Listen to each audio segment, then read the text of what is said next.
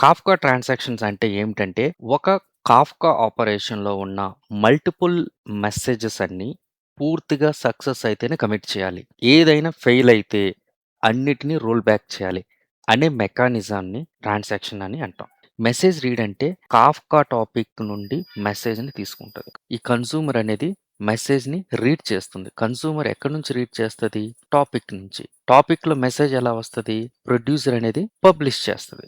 Process అంటే ఏందంటే, వచ్చిన మెసేజ్‌ని ప్రాసెస్ చేయడం. అంటే మనకు ఒక ఎక్స్ఎంఎల్ మెసేజ్ వచ్చిందనుకుందాం. User ID, user name, email అనేది. సో, దాన్ని మనం పార్స్ చేసి ఓన్లీ ఈమెయిల్‌ని అవుట్‌పుట్ మెసేజ్‌కి మళ్ళీ సెండ్ చేస్తాం. సక్సెస్‌గానైతే కమిట్ చేయాలి.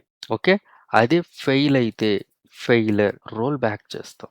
సింపుల్. దీన్నే మనం ట్రాన్సాక్షన్స్ అంటాం. Transaction support for producer. ఇది మనం ఎనేబుల్ చేసుకుంటే ట్రాన్సాక్షన్ అనేది ఎనేబుల్ అవుతుంది. సో, దీన్ని కాపీ చేసుకొని కంట్రోల్ సి సో, ప్రొడ్యూసర్‌లోకెళ్ళి పేస్ట్ ఇద్దాం.